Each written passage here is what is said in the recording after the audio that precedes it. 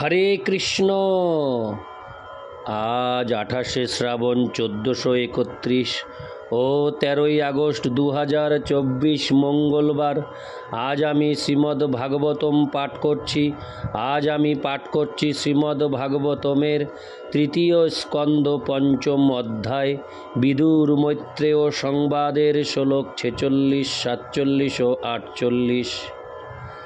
नारायण हे नारायण भवभयहरणं नारायण। श्लोक 46। पानेन ते देवो कथा सुदाया प्रवृद्ध भक्ता विशोदाशयाजे বৈরাগ্য সারং প্রতিলভ্য বোধং যথাঞ্জসান্নিউর কুণ্ঠধিষ্ণম।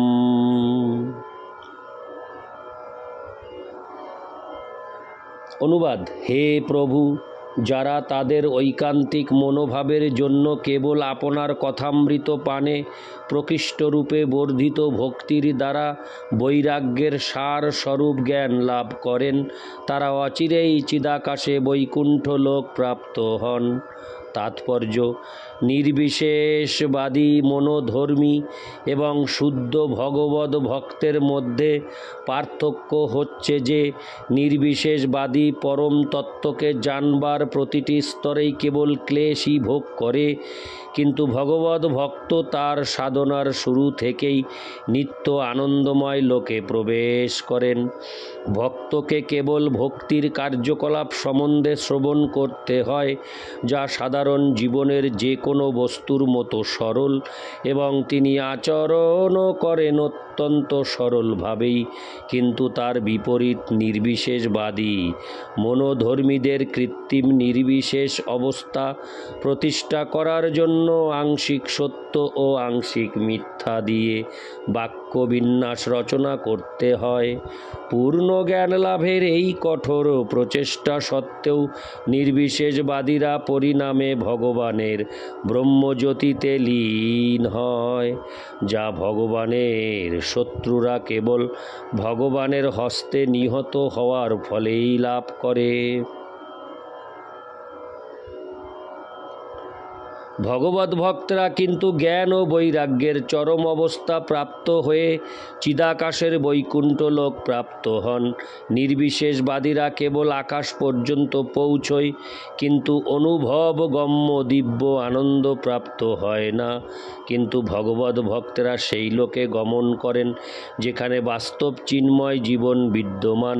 নিষ্ঠাপরায়ণ মনোভাব সহকারে ভগবত ভক্ত তার সমস্ত প্রাপ্তি তুচ্ছ ধূলিকণার মতো ত্যাগ করে কেবল ভক্তিযোগের চিন্ময় পরম পরিণতিটুকুই স্বীকার করেন।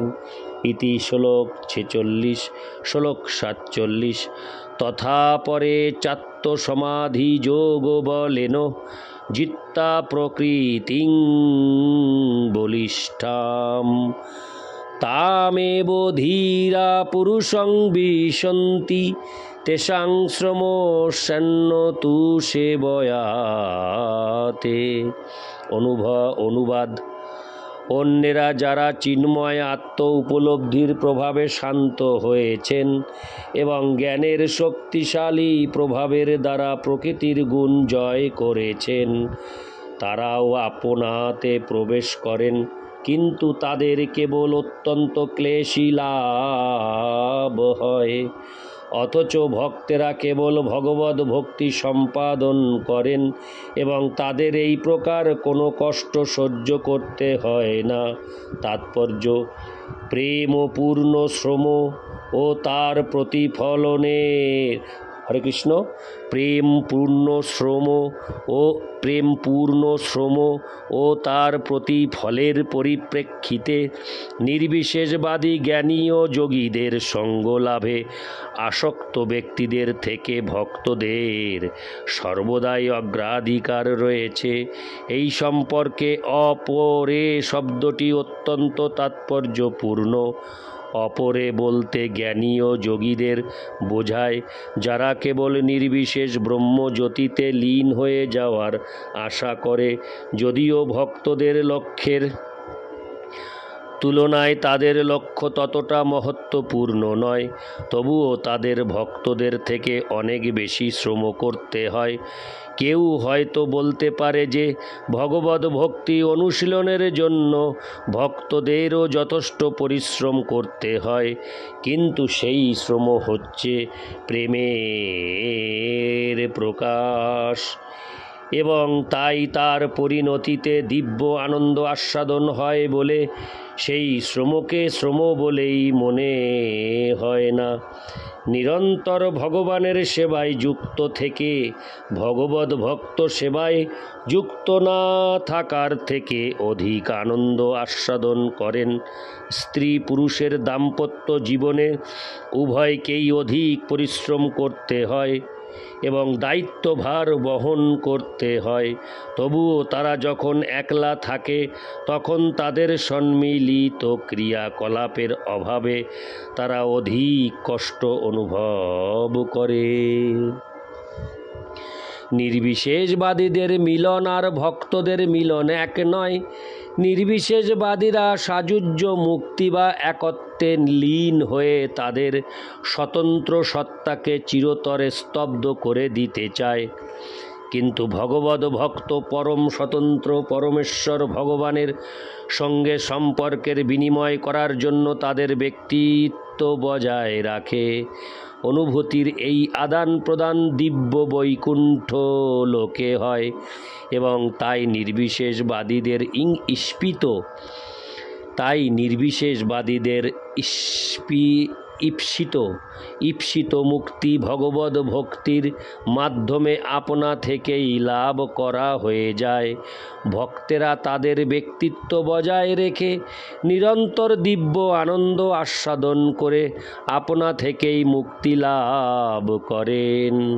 পূর্ববর্তী শ্লোকে যে কথা বিশ্লেষণ করা হয়েছে, ভক্তদের লক্ষ্য হচ্ছে বৈকুণ্ঠ বা অকুণ্ঠধীশ্য, যেখানে কুণ্ঠা সম্পূর্ণরূপে বিদূরিত হয়ে যায়।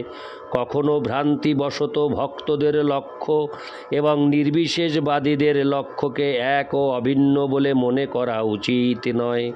তাদের লক্ষ্য সম্পূর্ণরূপে ভিন্ন, এবং ভক্তেরা যে দিব্য আনন্দ আস্বাদন করেন তা চিন্মাত্র বা একক চিন্ময় উপলব্ধি থেকে সম্পূর্ণ ভিন্ন। ইতি শ্লোক 47। শ্লোক 48। তত্ত্বে বয়ং লোকসি শিক্ষয়াদ্য তয়ানুসৃষ্টাস্ত্রীভিরাত্মভিস্ম সর্বে বিযুক্তা স্বিহারতন্ত্রং ন শক্নুমস্তৎপ্রতিহর্তবেতে। অনুবাদ: হে আদি পুরুষ, তাই আমরা কেবল আপনারই। যদিও আমরা আপনার সৃষ্টি, আমরা প্রকৃতির 3 গুণের প্রভাবে একে একে জন্মগ্রহণ করেছি, এবং এই কারণে আমাদের কার্যকলাপ পরস্পরের থেকে ভিন্ন। তাই সৃষ্টির পর আপনাকে দিব্য আনন্দ প্রদান করার জন্য আমরা ঐক্যবদ্ধভাবে কার্য করতে পারিনি। তাৎপর্য: ভগবানের বহিরঙ্গা শক্তির 3টি গুণের দ্বারা প্রভাবিত হয়ে জড় সৃষ্টি কার্য করে। বিভিন্ন প্রাণীরাও সেই প্রভাবের অধীন, এবং তাই তারা পরমেশ্বর ভগবানের সন্তুষ্টি বিধানের জন্য ঐক্যবদ্ধভাবে কার্য করতে পারে না। এই বিচ্ছিন্ন কার্যকলাপের জন্য এই জড়জগতে ঐকতান সম্ভব হয় না। তাই সর্বশ্রেষ্ঠ উপায় হচ্ছে পরমেশ্বর ভগবানের জন্য কার্যরত হওয়া। তার ফলে ঈপ্সিত ঐকতান সম্ভব হবে। ইতি শ্লোক 48। नारायण हे नारायण भवभयहरणं नारायण लक्ष्मीकान्तं कमलनयनं मङ्गलचरणं नारायण। हरे कृष्ण, राधे राधे।